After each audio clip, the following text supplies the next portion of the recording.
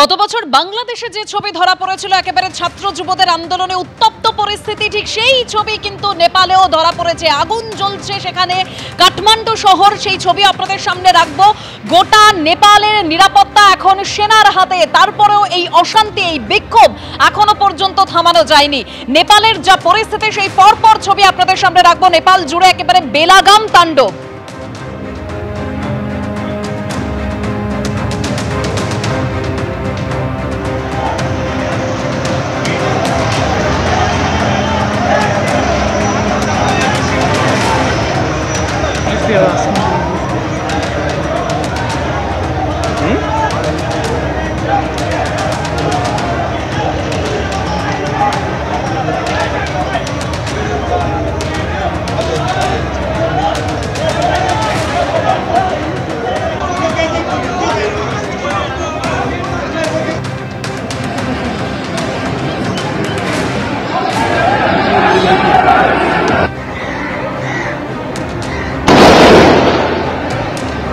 এনে করিয়া চলো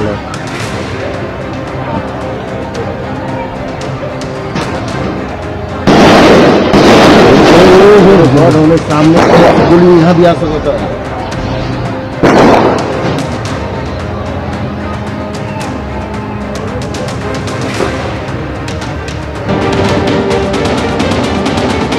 हम इस वक्त नेपाल के धनगढ़ी के हिमालय का जो दफ्तर है वहाँ पर मौजूद हैं और इस दफ्तर की जो तस्वीर है वो देखिए तो पूरी की पूरी जो तस्वीर है यहाँ पर आगजनी जो कल हुई है, पर युवाओं में जो रोष था उन्होंने अपना जो तरीके से कहा जा सकता है कि जो एक लंबे समय से जो उनकी सरकार से मांग थी, उन मांगों के खिलाफ जब चीज़ें नहीं हुई, उन मांगों के साथ साथ जब चीज़ें नहीं हुई मांगों के हिसाब से, उसके बाद जंगी सड़कों पर उतरे और ये तस्वीरें देखने को मिली। एक युवा साथी हमारे साथ हैं, क्या नाम भाई आपका? मेरा नाम सगल सिंह। कहाँ के रहने वाले हो? हम इधर धनगढ़ी में। कल क्या हुआ धनगढ़ी में? धनगढ़ी में सब आक्रोशित हुए थे। हाँ। सब युवा, क्योंकि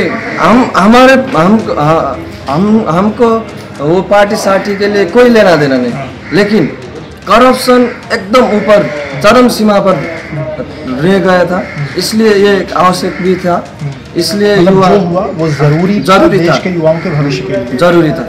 अब ये लगता है कि क्योंकि जो आपकी बड़ी मांग थी प्रधानमंत्री का जो इस्तीफा वो हो गया, अभी आप लोग क्या नेतृत्व, नया नेतृत्व क्या देख रहे हैं आप लोग, और कैसा आप चाहते हैं कि नेपाल किसके हाथ में जाए जिससे नेपाल मजबूत हो? नेपाल एक बहुत बढ़िया लीडरशिप चाहिए, नेपाल को एक बढ़िया लीडरशिप चाहिए।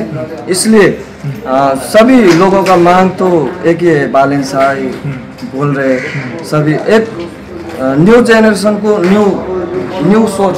आपने बालेन शाह को सुना, उनके भाषणों को सुना? वहाँ के विजन के विजन बहुत साफ है आगे तक। मतलब बालेन शाह को आप सुनते हैं तो आपको लगता है कि नेपाल अगर उनके हाथों में जाएगा तो नेपाल बहुत आगे बढ़ पाएगा, युवाओं को रोजगार मिलेगा। अच्छा, अभी क्या स्थिति थी रोजगार की? युवाओं को किस तरीके की दिक्कतों का सामना नेपाल में करना पड़ता है? नेपाल में तो कहाँ जो रोजगार को कोई काम ही नहीं, नेपाल में कोई भी काम नहीं। युवाओं को रोजगार चाहिए, युवाओं को अच्छी शिक्षा चाहिए, और जब ये मिलेगी तभी युवा कहीं ना कहीं सशक्त हो पाएगा। और इन तमाम चीज़ों को लेकर के ही युवा आक्रोशित था और उसी आक्रोश की तस्वीर मंगलवार को हमने देखी। विवेक राय, एबीपी न्यूज़ के लिए नेपाल के धनगढ़ी से। নেপালে আছড়ে পড়েছে জনরোষ, একের পর এক জায়গায় যেভাবে আগুন ধরিয়ে দেওয়া হয়েছে। সিংহ দরবারের ছবি আপনাদের সামনে রেখেছি, কিভাবে জ্বলছে সিংহ দরবার, গতকালের ছবি। সরকারের পতন হয়েছে কিন্তু তারপরেও এই পরিস্থিতি সামাল দেওয়া যাচ্ছে না। নেপাল সরকারের পতন, নিরাপত্তার দায়িত্বে সেনা, তারপরেও এই বিক্ষোভ অশান্তি থামছে না।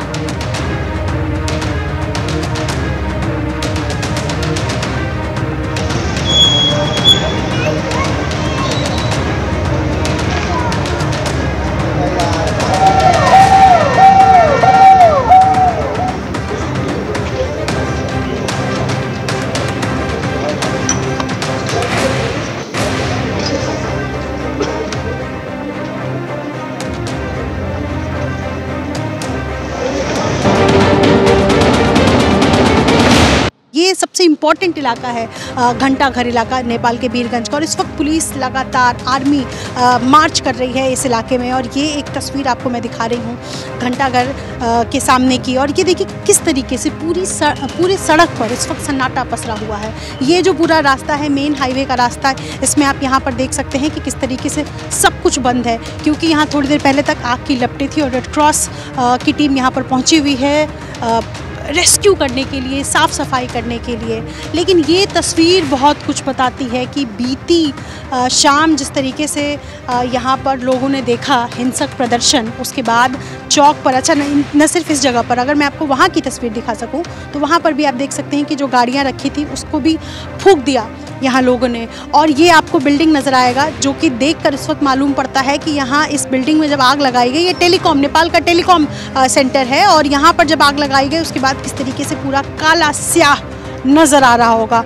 तो ये जेंजी प्रोटेस्ट ने बीती शाम जो कुछ किया उसकी तस्वीरें यहाँ बहुत कुछ गवाही दे रही है, और ये तस्वीरें बताती हैं कि कितना उपद्रवी प्रदर्शन यहाँ रहा होगा जब बड़ी संख्या में यहाँ युवा पहुँचे और सड़कों पर उन लोगों ने प्रदर्शन किया। हालांकि इस वक्त सब जगह आपको सन्नाटा नज़र आ रहा होगा, एक भी व्यक्ति को सड़क पर चलने की इजाज़त तक नहीं दी गई है यहाँ नेपाल आर्मी द्वारा। लेकिन ये आपको ये जो सड़क है, इस सड़क के रास्ते वीरगंज शहर की तरफ के रास्ता जाता है, लेकिन यहाँ पर भी आपको देखिए जो भी बैरिकेड्स लगाए थे पुलिस ने उन सबको तोड़ दिया, और सड़क पर कुछ कांच टूटे हुए, कुछ सामान जो है वो बिखरे हुए नज़र आएंगे। इससे ये स्पष्ट तौर पर समझ में आ रहा है कि किस तरीके की तस्वीर यहाँ रही होगी। अंदर जब बिल्डिंग में आग लगी तो उसको शांत करते करते तक आपको ये ऊपरी मंजिल में पूरा आपको समझ में आ रहा होगा कि किस तरीके से क्षतिग्रस्त हो चुका है। जो भी सड़क पर निकल रहे हैं उनको अंदर जाने को कहा जा रहा है। ये तस्वीर है यहाँ इस वक्त वीरगंज में, सड़क पर सन्नाटा है, युवाओं में उबाल है, नई सरकार बनाने की मांग, और उसके बाद जिस तरीके से हिंसक प्रदर्शन हुआ उसके बाद की तस्वीरें बहुत कुछ गवाही देती है। सहयोगी शैलेश सिंह के साथ नीतिश्री, एबीपी न्यूज़, वीरगंज, नेपाल। इस वक्त मैं आ गया हूँ काठमांडू का केंद्रीय स्वास्थ्य मंत्रालय के परिसर में। स्वास्थ्य मंत्रालय, जो आप स्वास्थ्य मंत्रालय का बिल्डिंग का अवस्था आप देख सकते हैं, यहाँ पे अभी भी आग भड़क रही है। हालांकि बिल्डिंग पूरी तरह से जल के खाक हो गया है। ये मंजर स्वास्थ्य मंत्रालय का है। स्वास्थ्य मंत्री थे प्रदीप पौडेल, जो परसों तक स्वास्थ्य मंत्री थे। नेपाली कांग्रेस से वो बिलोंग्स करते थे, नेपाली कांग्रेस के वो युवा नेता है, विद्यार्थी नेता भी रहे हैं प्रदीप पौडेल। ये स्वास्थ्य मंत्रालय के परिसर में जो रखा गया गाड़ियाँ था, वो सारा गाड़ी का अवस्था आप देख सकते हैं कि किस तरह से गाड़ी का हालात हो गया, पूरी तरह से जल के राख हो गया है। मैं देख रहा हूँ कुछ यहाँ पे युवा लोग आए हैं, जो युवा यहाँ सर सफाई करने के लिए आए हैं। जो कल की स्थिति हुई वो सर सफाई करने के लिए आए हैं, सारे के हाथ में पंजा लगे हुए नजर है। मैं कुछ युवा से बात करना चाहूँगा। आप लोग आज देख रहे हैं, क्यों यहाँ आने का क्या है मकसद? थोड़ा ना कल से दोपहर तक 2-3 बजे तक हमको भी बड़ा अच्छा लग रहा था। देश में कुछ नया होने वाला है, कुछ मोमेंट होने वाला है, करप्शन का बड़ी मोमेंट चल रहा था। 2-3 बजे तक सब अच्छा लग रहा था, गवर्नमेंट भी गिर गया, अब कुछ नया का हम एक्सपेक्टेशन कर रहे थे। लेकिन धीरे धीरे इतना हालात बिगड़ गया कि रात में बहुत हम निराश हो गए।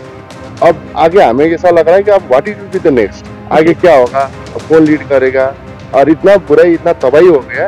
क्या आपका नाम क्या बताएं? मेरा नाम युवराज पटेल है। युवराज जी, जैसे कि हम लोगों ने जेनजी आंदोलन करते हैं, क्या आप लोग को जेनजी हम कर सकते हैं? हाँ, तो कर सकते हैं। 2-3 तो आप लोग का मेन मांग क्या था? आप लोगों ने किसके लिए आंदोलन किए थे, क्या चाह रहे थे आप लोग? आपका नाम क्या है? मेरा तो सुमन पांडे है। सुमन पांडे जी, बताइए आप क्यों आंदोलन कर रहे थे, आप क्या चाह रहे हैं, और कल की भविष्य क्या होने वाली है, अब देश क्या होने, किस स्थिति में जाने वाली है? अब तो लीडरशिप सही चुनना पड़ेगा जी, अब बात ही वहीं पर अटक गया है। मैं इस वक्त काठमांडू के ये स्वास्थ्य मंत्रालय के परिसर में हूँ और यहाँ का सारा मंदिरा आपको दिखा रहा हूँ। कैमरा पर्सन अनंत कुमार के साथ Virendra KM, ABP News, Kathmandu.